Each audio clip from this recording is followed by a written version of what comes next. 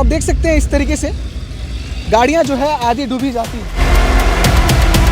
इन गड्ढों से दोस्ती अच्छी नहीं फैजान, तेरी गाड़ी सस्ती है कुछ तो ख्याल कर। इस रोड को आप जैसे शुरू करते हैं और अंत तक जाते हैं तो इस रोड में सिर्फ गड्ढे हैं।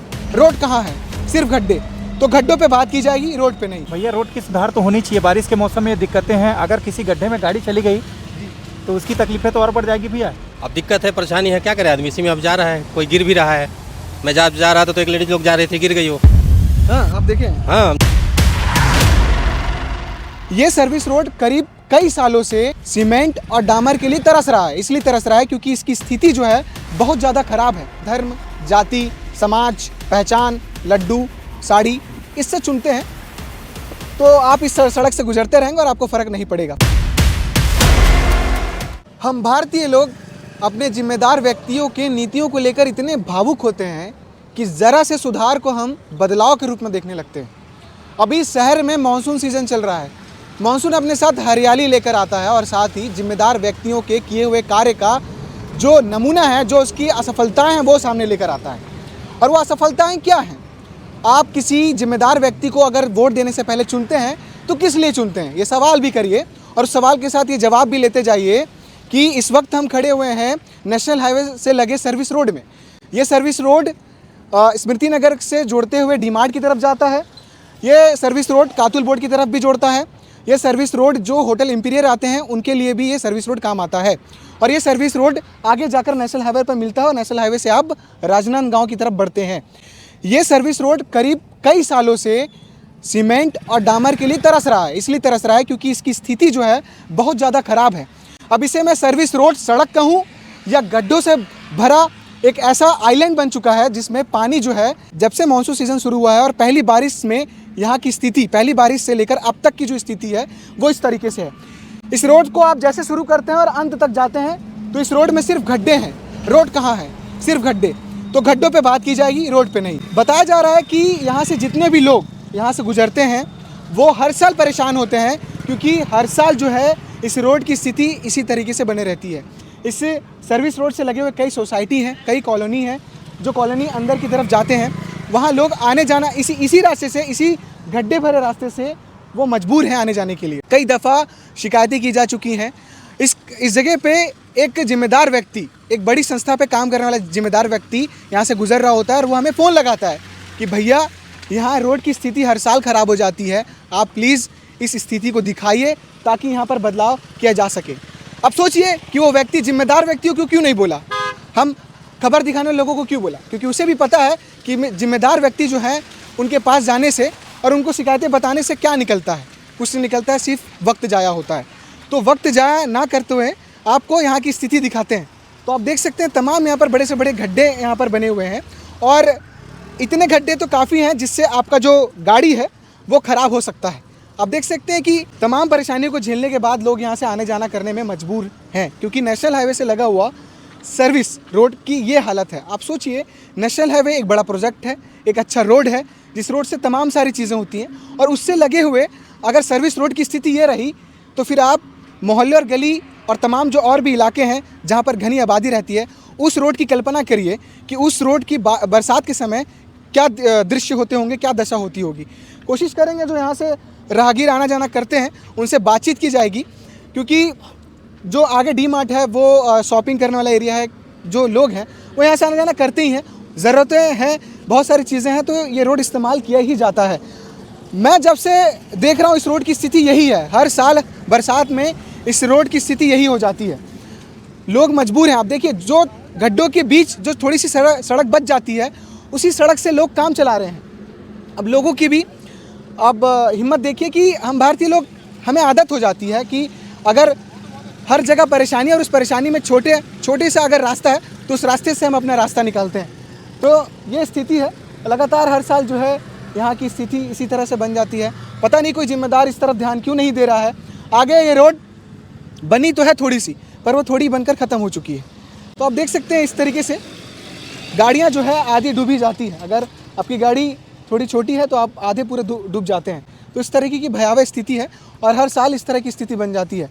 जिम्मेदार व्यक्तियों को शायद ये महसूस हो रहा होगा कि नेशनल हाईवे से सटा सर्विस रोड है और लोग तो काम चला ही ले रहे हैं, जहाँ पर काम चलाने वाली स्थिति बन जाती है वहाँ पर इस तरह की स्थिति जो है आपको वो करना। तो आप देख सकते हैं कि लोग मजबूर है भैया, इस तरीके से ये रोड का हाल है। कोई जिम्मेदार व्यक्ति हर बार बरसात में इस तरीके का हाल हो जाता है, कोई ध्यान नहीं देता है। आप लोग इसी रास्ते से जाना पड़ता है, मजबूर है, क्या कहना चाहेंगे? भैया रोड की सुधार तो होनी चाहिए। बारिश के मौसम में दिक्कतें हैं, अगर किसी गड्ढे में गाड़ी चली गई तो उसकी तकलीफें तो और बढ़ जाएगी भैया। अनबैलेंस होकर अगर कोई गिर जाता हाँ है, गिर गया तो उनको तो तकलीफ ही तकलीफ है, और देखने वाला कोई नहीं है इस रोड को। आप साल में कई बार इस रास्ते का इस्तेमाल करते होंगे जी, और इसकी स्थिति आपको यही मिलती होगी। यही स्थिति है, इससे भी ज़्यादा और बदतर मिलती है। जैसे बारिश होगी और स्थिति इसकी खराब हो जाएगी। तो इस तरीके से गड्ढे ऐसे हैं कि अगर एक गड्ढे में एक गाड़ी अगर रुक जाता है तो लोगों को इंतज़ार करना पड़ता है। और उसके बाद जो है ऐसा भी नहीं है कि यहाँ पर सिर्फ 2 पहिया वाहन जा रही है, 2 पहिया वाहन, 4 पहिया वाहन, कई बार जो है मालवाहक वाहन जो होते हैं वो भी यहाँ से गुजरता है और मजबूरन उसे भी रोक कर धीमी गति कर यहाँ से गुजरना पड़ता है। स्थिति बहुत ज़्यादा ख़राब है। आप देख सकते हैं, हम कितना भी लोगों से बातचीत कर लें और लोगों की आवाज़ दर्शक तक आप तक पहुँचा दे या फिर किसी जिम्मेदार व्यक्ति तक पहुँचा दे, जो रिज़ल्ट है वो उसमें बहुत समय लग जाता है, समय बहुत ज़्यादा गुजर जाता है।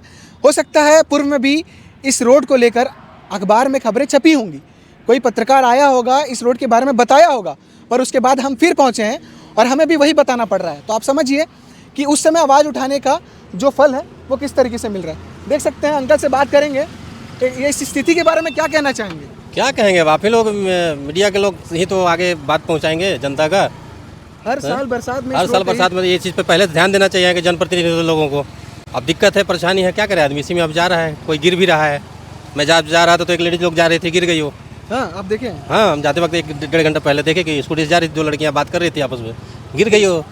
ध्यान नहीं देते हैं लड़कियाँ लोग, तो ऐसे भी ये करती है ना गाड़ी चलाते वक्त। देखिए शायद आप लोग आवाज़ पहुँचा सके हम लोगों का जनप्रतिनिधियों के ऊपर।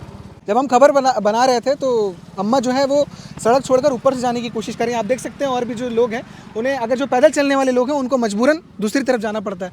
आप यहाँ से आना जाना कर रही हैं, देख रही हैं इतने सारे जाना गड्ढे। कर रहे हैं, लेकिन क्या है गड्ढा उड्ढा है ना, इसलिए हम लोग और अलग रास्ते से जा रहे हूँ। कीचड़ है तो जाना ही पड़ रहा है। उधर ऊपर में घेरा लगा दिए, क्या करें।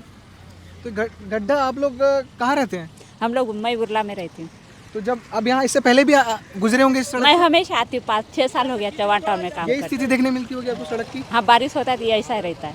क्यों नहीं बदल रहे हैं इसको कोई जिम्मेदार व्यक्ति? हाँ, अभी पता नहीं है, अभी उन लोग जाने, हमको क्या मालूम क्या करेंगे क्या नहीं। अब पार्षद लोग जानेंगे, हम लोग आना जाना ठीक करते हैं यही से रेल।